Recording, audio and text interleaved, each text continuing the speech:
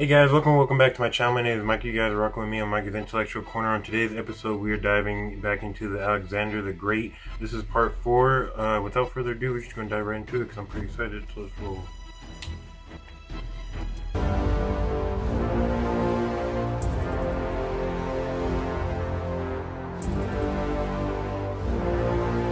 At the age of just 22, Alexander, ruler of the small Greek kingdom of Macedonia, had led an invasion of the vast Persian Empire. After a string of victories, he smashed Persian military power at the Battle of Gaugamela and took the Persian throne for himself. Now, in 330 BC, Alexander continued his march east. His goal, to find and kill Bessus, a Persian usurper claiming to be the rightful king, and to subjugate the... I'm not gonna lie, I'm pretty excited to see... I forgot what the battle is called. I'm not gonna lie off the top of my head, but I know it's the one where he's... I'm pretty sure he's up against an Indian king, if I'm not mistaken, who has like a ton of elephants and stuff. I can't think of the name right off the top of my head, but I know that it's gonna be like it's one of his toughest battles, and it's epic. So I can't wait. Full king, and to subjugate the empire's eastern provinces.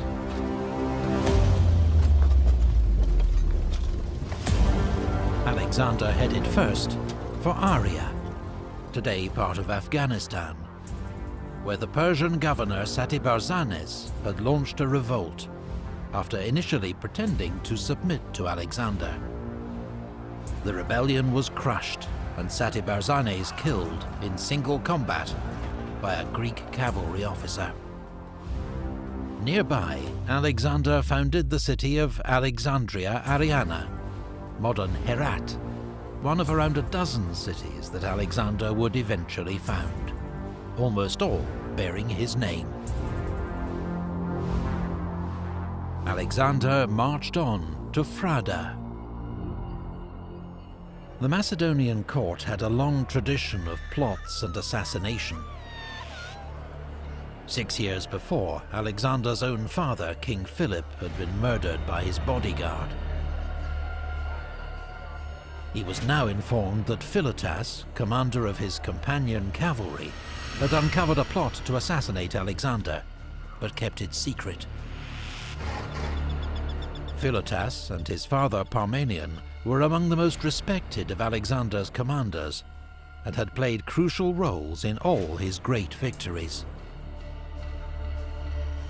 But when Philotas confessed, under torture, Alexander had him executed, then sent assassins back to Ecbatana, where Parmenion was governor, to kill him before he even heard of his son's death, and had a chance to turn against Alexander. In 320... I mean, if anything, that's just us seeing how brutal being a king or emperor back in ancient times really had to be, because there's always somebody plotting on you. There's always somebody, like, you got to think about it. For a king or an emperor back in really any of those any time really throughout history, it's a time.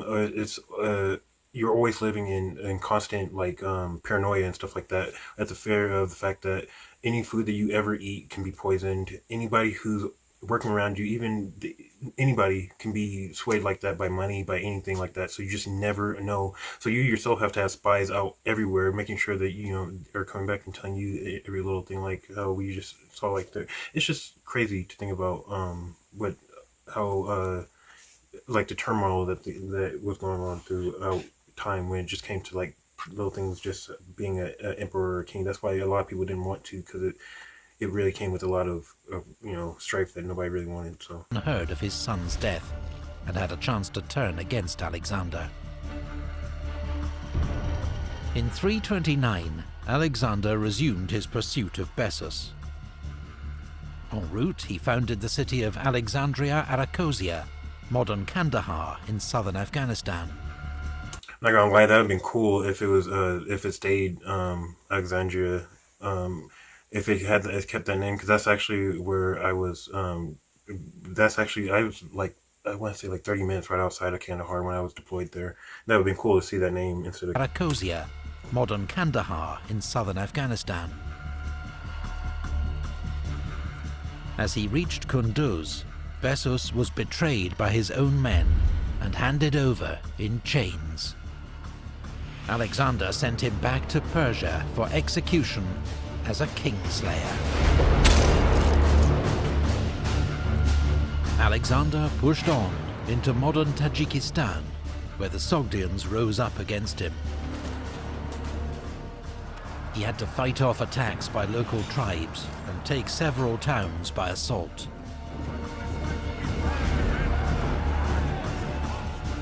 On the banks of the Jaxartes River, he founded the city of Alexandria Escate, meaning Alexandria the Furthest, so named because he had, at last, reached the limit of the Persian Empire.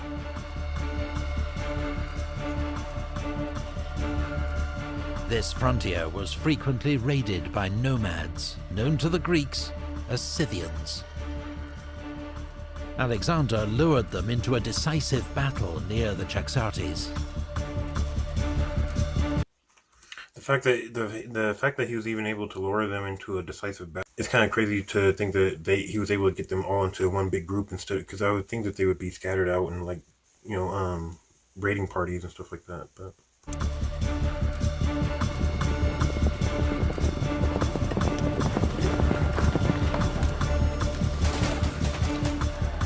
the result was a crushing victory for the Macedonian king that put an end to the raids. But fighting against Bactrian and Sogdian tribes continued, frustrating Alexander and tying him down in a difficult guerrilla war.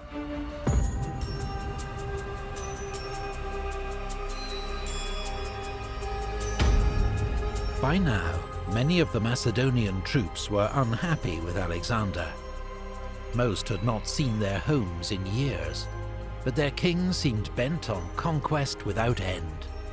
What was worse, he'd begun to adopt the rituals and dress of their defeated Persian enemy, customs they viewed as effeminate and decadent. yeah, because we also have to remember they're marching everywhere. That's walking. So I mean, think about walking from Macedonia, or Greece, all the way to Tajikistan. You know what I'm saying? That's a long, and this is BC, so they don't got their shoes probably is like this thin of nothing but freaking, you know what I'm saying, cowhide or whatever, you know what I'm saying? So on top of the fact that they haven't seen their family, so, you know what I'm saying, who knows what's going on with them? They haven't seen them for years. I mean, you know what I'm saying? Imagine going off to war, you just had a baby and you come back and he's already like freaking, like, you know what I'm saying, 10 years old, you know what I'm saying? That's crazy. So I'm sure they are pissed. Customs they viewed as effeminate and decadent.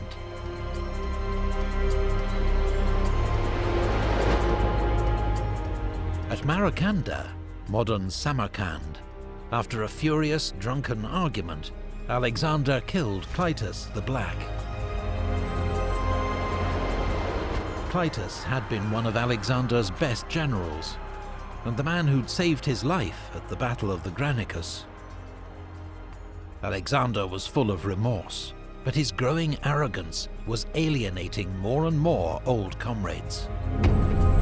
Well, I mean, how could it not? He's literally he's killing all of his old friends, and all of his old generals. Like, if you were an old general back then, how would you not feel like you were next? You know what I'm saying? It's almost like, I don't know. It's just, how would you not feel like it? You know? When he tried to make his countrymen perform the traditional Persian ritual of proskynesis, prostrating themselves before the king, he crossed a line. To Greeks, this was blasphemy. Only a god was worthy of such respect, and Alexander was forced to back down. In Bactria, another plot to assassinate Alexander was uncovered. This time the ringleader was a royal page, one of the sons of Macedonian nobility who attended the king. Hermolaus had become murderously bitter towards Alexander over a perceived injustice. He and his accomplices were tortured and then stoned to death.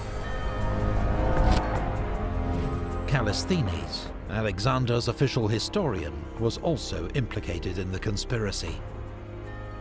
He was thrown in prison, where he later died. See what I mean, though? Like, everyone around him is either plotting for his death or something.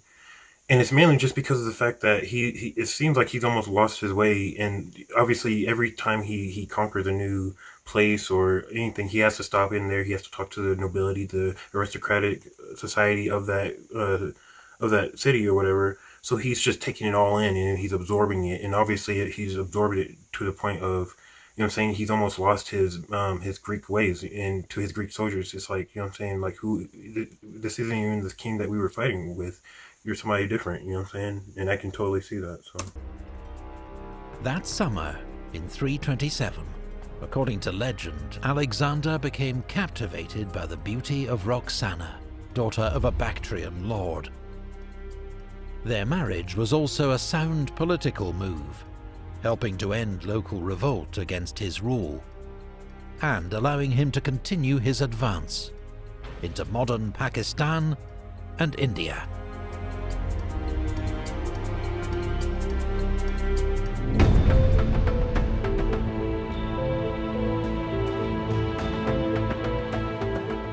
Alexander now prepared to subdue the Persian Empire's most eastern provinces, which had yet to recognize his kingship.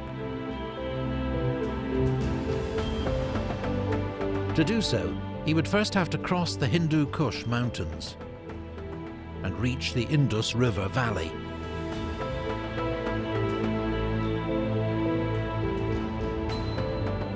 Advancing in two columns, his army won a series of skirmishes against the Aspasi and Asakani as they fought their way into what's now the Swat Valley of northern Pakistan. After a fierce siege, Alexander took the Asakanian capital of Masaga. According to legend, it was ruled by a beautiful queen, Cleophas, who bore Alexander a son and was allowed to keep her throne. The ruler of Taxila, near modern Islamabad, had formed an alliance with Alexander.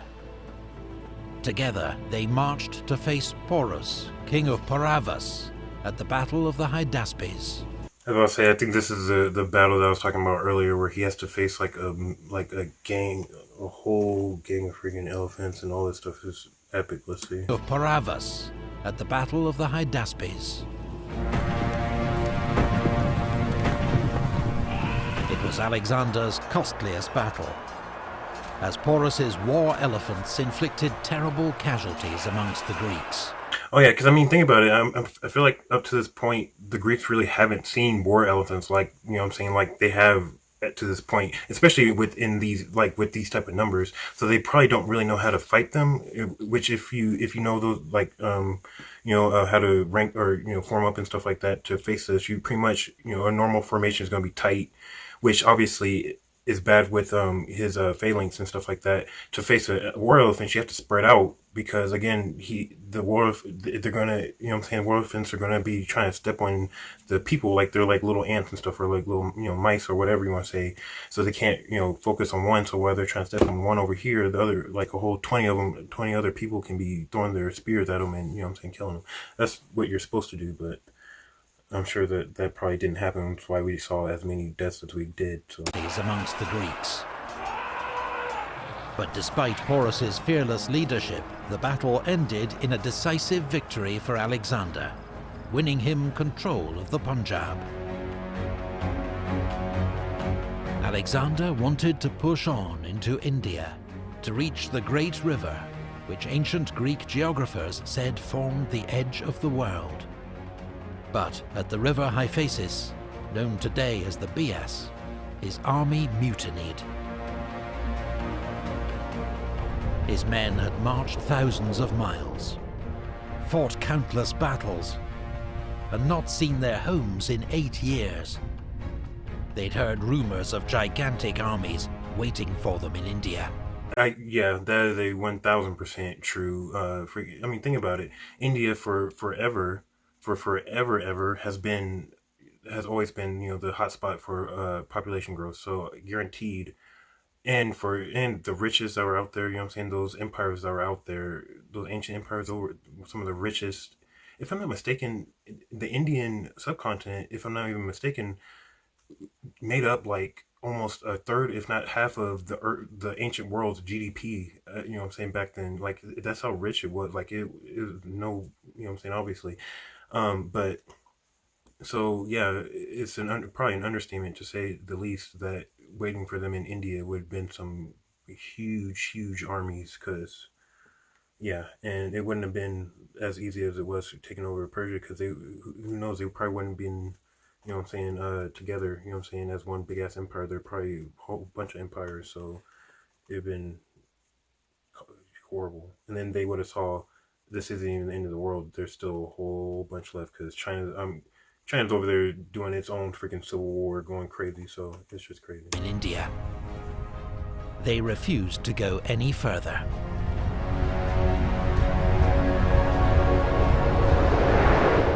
Alexander was furious, but had to turn the army around. He followed the rivers of the Punjab to the sea, a journey that took 10 months. On the way, he defeated the Malians, but while leading the assault on their capital, was wounded in the chest and nearly killed.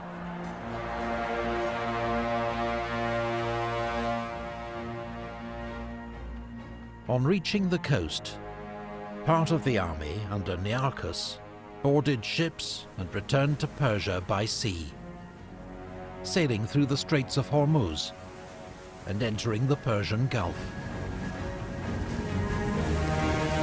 It was one of the great ancient voyages of exploration, as these waters had been previously unknown to Greeks. Meanwhile, Alexander led the rest of the army back by land through the Gedrosian Desert, today in southern Pakistan. But extreme heat and shortages of food and water led to terrible suffering and many deaths among his army. On his return to Persia, Alexander executed several of his viceroys and governors, men accused of ruling unjustly and robbing temples and tombs during his long absence in the east. At Susa, he arranged a magnificent mass marriage of Macedonian officers to 80 Persian noblewomen to strengthen bonds between his two kingdoms. Alexander himself married 2 Persian princesses.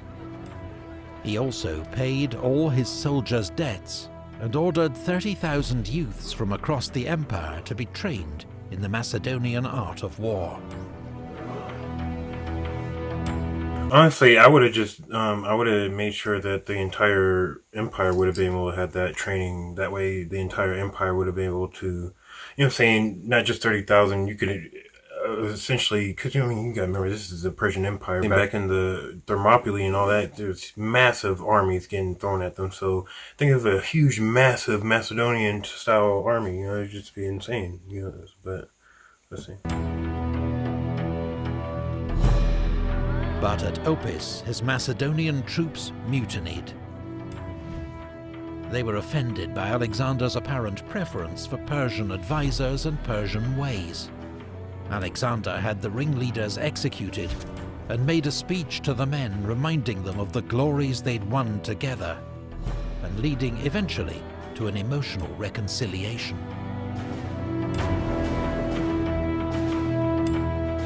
At Ecbatana, Alexander's closest and most trusted friend, Hephaestion, died of fever. The king was grief-stricken, went days without eating, and ordered a period of public mourning across the empire.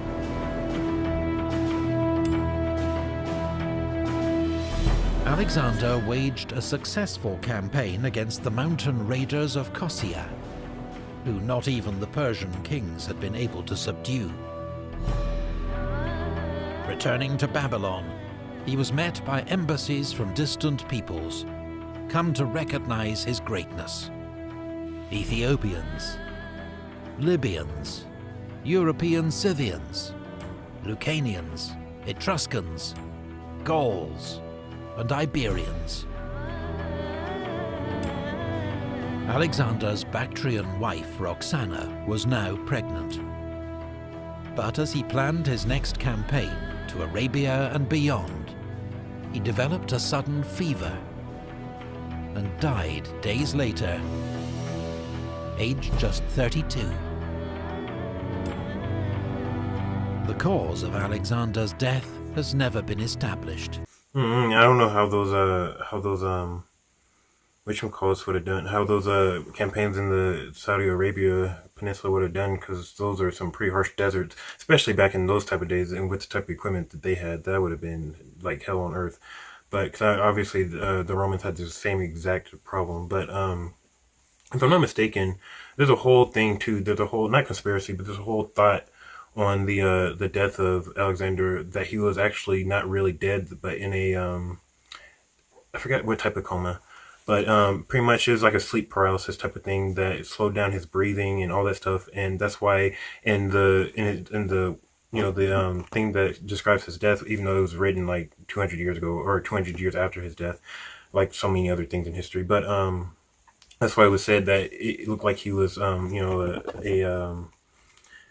like his pretty much his skin and his body didn't look like it went through death for like days and days and days, making it kind of seem like he was actually kind of sleeping. And there's this whole thing where he was actually probably sleeping and he was buried alive, but obviously he died. But anything, I'm actually thinking about making. I digress. Let's get back into it. Of Alexander's death has never been established.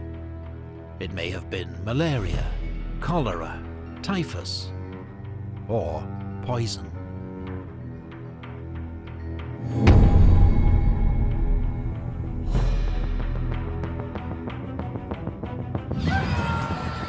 Alexander died undefeated in battle. His reputation as a brilliant, fearless, and daring military commander remains undimmed. His decade-long campaign created one of the largest empires ever known, stretching from Greece to Pakistan. But it was vast and unstable. Yeah, I will say this about Alexander. Think about it. Out of all the kings and the generals throughout all of history, he's probably one of the main ones that probably, if you think, and we've seen all the things, all the negative things that he's done, but for some reason, his name will always be in that shining light for like ever, and it's mainly because we see him for only you ask a normal person, they're going to say they know him for conquering the Persian Empire and being a great general pretty much, and that's pretty awesome to think about, because what he lived over freaking 2,500 years ago or something, like 2,300 years, like it's crazy to think about, really. But yeah. Held together only by his own brilliance and name. Alexander left no plans for his succession, and his generals soon began fighting among themselves to carve out their own empires. In the Wars of the Successors, Alexander's widow Roxana and his young son were murdered. His own gold sarcophagus, en route to Macedonia for burial, was hijacked and ended up in Alexandria in Egypt. Today, its location remains one of the world's great unsolved mysteries. Probably under the sands in freaking Egypt. I wouldn't be surprised, because if you guys know the story of that head that was found under the steps in some type of temple or something like that was taken by the Kushites that got, I guess, defeated the Romans in one of their wars. They took that head and they buried it under that temple, as a sign of disrespect, because the people have to walk above the head of Augustus in order to get inside the temple. But that was supposed to be a legend, and then the British, whenever they got the land, they actually was like, let's see if it's real, and they went in there, they found it, and it's the most like pristine. piece of statue from that time period that we have, because it was saved under the desert like it was. So I wouldn't be surprised if Caesar, or his stuff is under there too. But I also wouldn't be surprised if grave robbers and all the other stuff. That's just how the world is. But few men have ever had such an impact on the course of history as Alexander the Great. The breathtaking achievements of his short life ushered in the Hellenistic Age, as Greek ideas spread across the territory of his former empire, fusing with local traditions to trigger new developments in art, science, government and language. Some of the successor kingdoms to his great empire were short-lived. Others endured for centuries. But all, in turn, would fall to new forces. And in the West, to the rising power of Rome.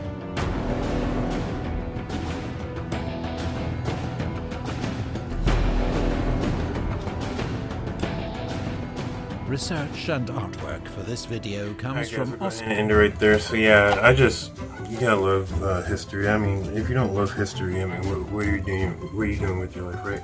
But in any case, so thank you guys again for joining me on another episode of Mike's Intellectual Corner. If you guys liked the episode, don't forget to like, comment, subscribe. I'll see you guys when I see you. I'm out.